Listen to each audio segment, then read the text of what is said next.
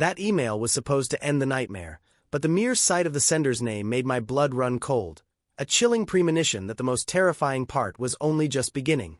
The ghostly blue light of my laptop screen was the only illumination in my dark, silent study, a solitary beacon in a sea of dread.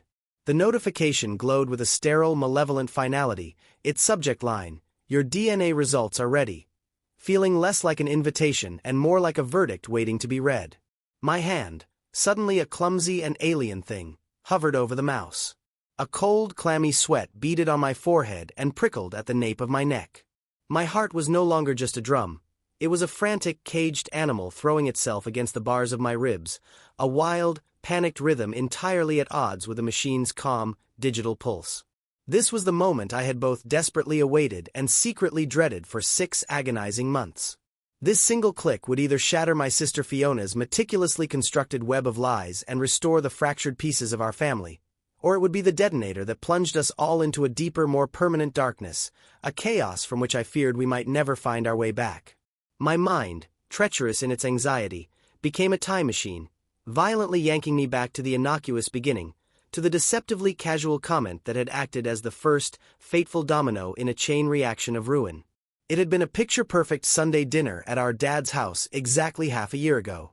The air was thick and warm with a comforting savory scent of roast chicken, garlic, and rosemary, a holy trinity of aromas that had always, unequivocally, spelled family, safety, and unconditional love. Dad, James McCarthy, a self-made successful contractor who'd built his empire from a single toolbox, a second-hand truck, and a relentless, uncompromising work ethic, was in a particularly jovial mood. Between hearty mouthfuls of buttery mashed potatoes, he dabbed his mouth with a napkin and mentioned, with the offhand ease of someone discussing a dentist appointment, that he was meeting with his lawyer the next day to finally update his will. "Just dotting the I's and crossing the T's, kids," he'd said with a warm, dismissive shrug, his eyes crinkling at the corners in a way that always made me feel safe. "Time to make sure everything's shipshape and in order for you both. No more procrastination. Nothing for you two to worry your heads about." He was in his early 60s, fit, healthy, and sharp as a tack. It was simply the prudent, responsible planning of a man who believed in order and legacy. But across the table, Fiona had frozen.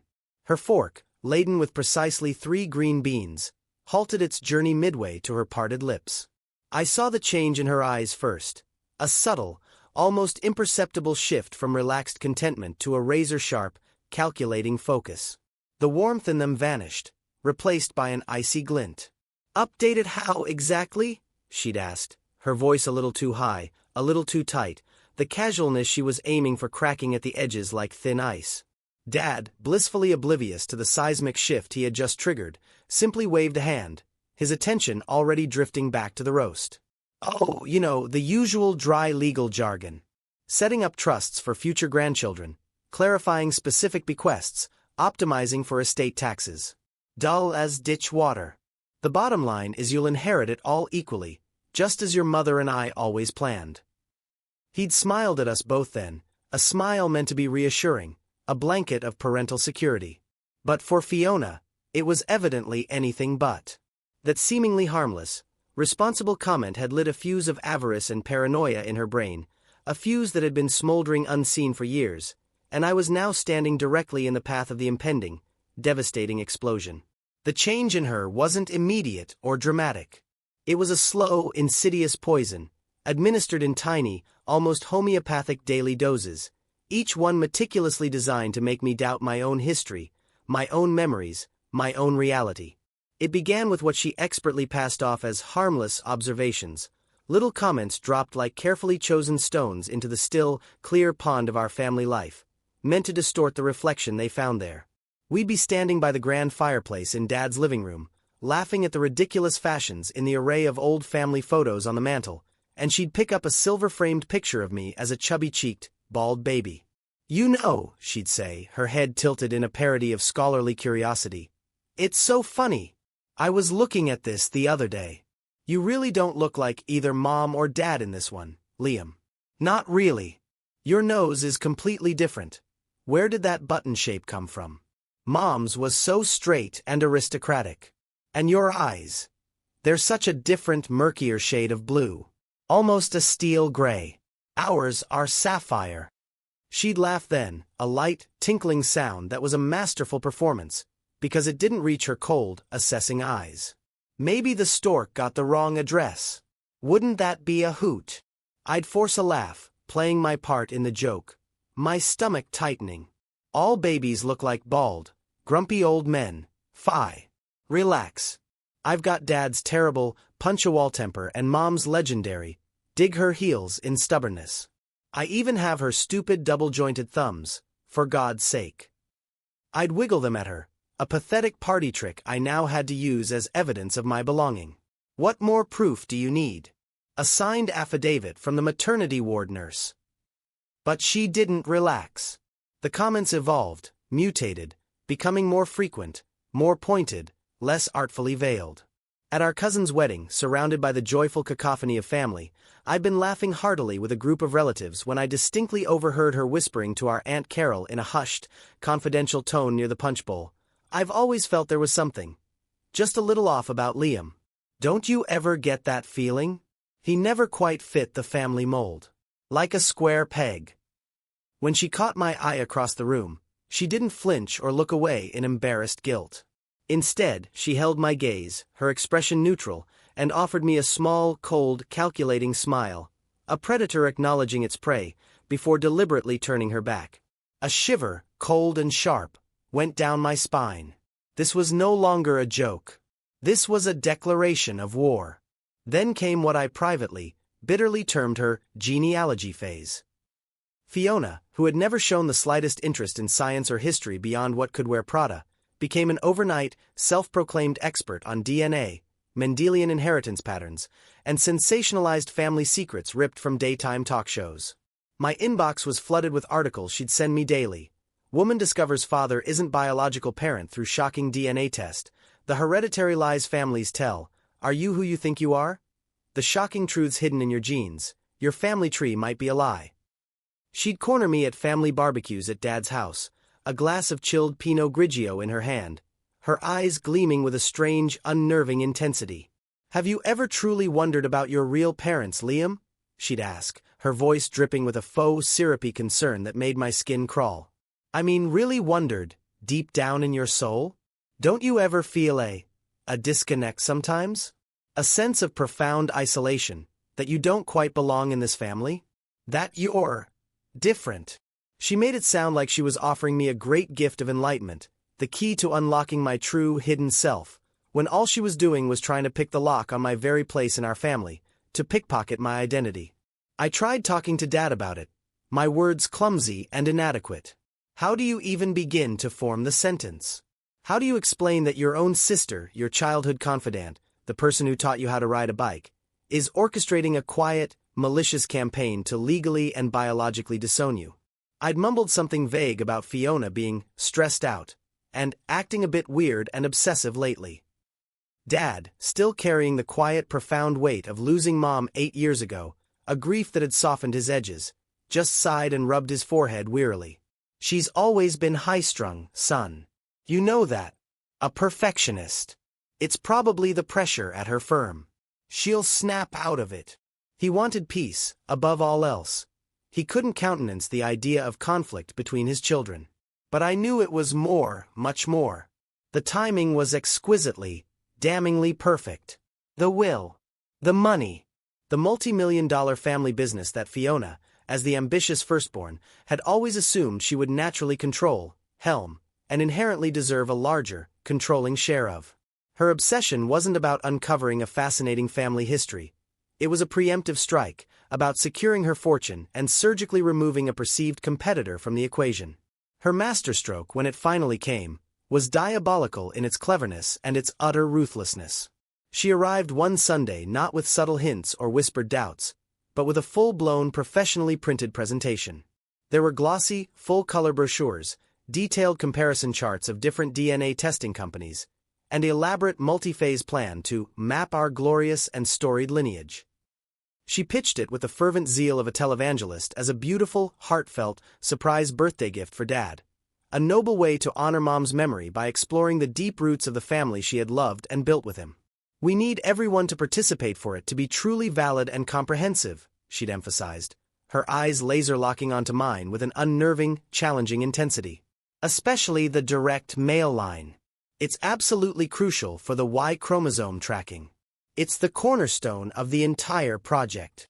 Dad, a lifelong history buff who loved nothing more than a good story from the past, was utterly thrilled and visibly touched, his earlier concerns about Fiona's behavior completely forgotten in the face of this thoughtful gift. He immediately started calling our elderly relatives, his voice buoyant with excitement about connecting with long-lost cousins and uncovering our past.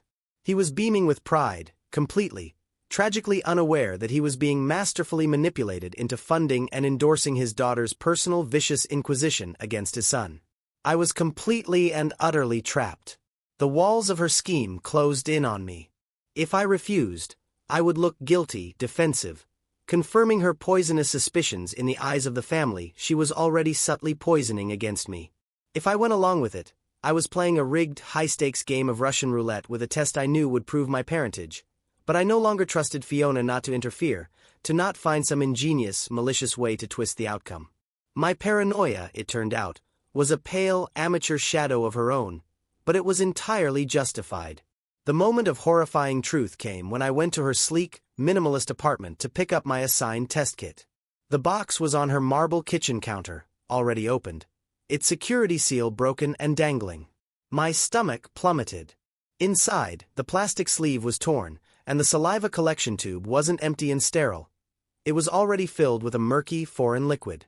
The accompanying paperwork on top had my name neatly, perfectly printed on it. My blood ran cold, a wave of ice flooding my veins. When I confronted her, holding the violated kit like a piece of criminal evidence, her face first flushed with a flicker of panic, then almost instantly settled into a mask of defiant arrogance. She first claimed it was a prank, a joke, to lighten the morbid mood. Then, when I stood my ground, silent and furious, she admitted it with a shocking, breathtaking lack of remorse. She'd asked her friend Isabel, a blonde-haired, blue-eyed acquaintance from her spin class, to provide the sample. She was going to submit a stranger's DNA as my own, ensuring the results would show a 0% match with our family, thereby conclusively proving her theory and getting me legally disinherited in one fell, fraudulent swoop. Her logic was circular, insane, and terrifying. If I was truly Dad's son, I shouldn't be afraid of a fake test that would inevitably expose me as a fraud. The sheer breathtaking audacity and depth of her betrayal left me speechless and shaking. I stormed out, my mind reeling, and immediately from my car, ordered my own test kit directly from the lab's website, paying a small fortune for the most expedited processing available. I collected my sample in the privacy of my own bathroom, sealed it with a sense of solemn ceremony, and sent it off with a silent prayer, my hands trembling. The results, when they arrived, were exactly as expected. A 49.8% match with Dad. I was unquestionably, undeniably, his biological son. A wave of vindication so powerful it made me lightheaded washed over me. I printed the detailed report, drove straight to Fiona's apartment, and presented it to her, believing the cold, hard, unassailable scientific evidence would finally, irrevocably shatter her ludicrous, damaging delusion. Instead, she stared at the paper, her face cycling through a rapid series of emotions like a slot machine out of control. First blank confusion, then dawning disbelief, then pure, unadulterated fury. "You tampered with it," she whispered, her voice low and thick with venomous certainty. Then she screamed it, her finger jabbing violently at the printed percentages. "You found a way to fake this. You're a liar and a forger. You're so desperate to hold on to your pathetic lie." She wasn't just rejecting the results. She was rejecting reality itself, retreating further into a fortress of her own construction. She immediately demanded a second, third, fourth round of testing from a different, more reputable lab. She began calling our aunts, uncles, and cousins, her voice laced with feigned concern, telling them that false positives and lab errors and sample contamination were tragically common and that for Dad's sake, for the sanctity of our family, we needed to be absolutely incontrovertibly thorough. She was no longer just an accuser. She was a meticulous architect, building an ornate, inescapable cage of doubt around me, brick by poisonous brick. And my father, still unaware of the sabotaged kit and the fake saliva, reluctantly, confusedly agreed, thinking his daughter was just being excessively, admirably diligent. The second results, from a world-renowned lab, were identical. The science was immutable, a truth told in nucleotides. I was still his son. But Fiona had already pivoted, seamlessly moving on to the next, more vicious and personal phase of her campaign. Recruiting allies and painting me not just as an imposter, but as a cunning manipulator. She called our cousins, whispering her suspicions, trying to methodically turn the family against me. I think Dad is being deceived, she told them, her voice thick with manufactured worry. He's getting older, he's still vulnerable since Mom died, and Liam is exploiting that vulnerability. He's clouding his judgment. We need to band together to help him see the truth before it's too late and Dad gets hurt.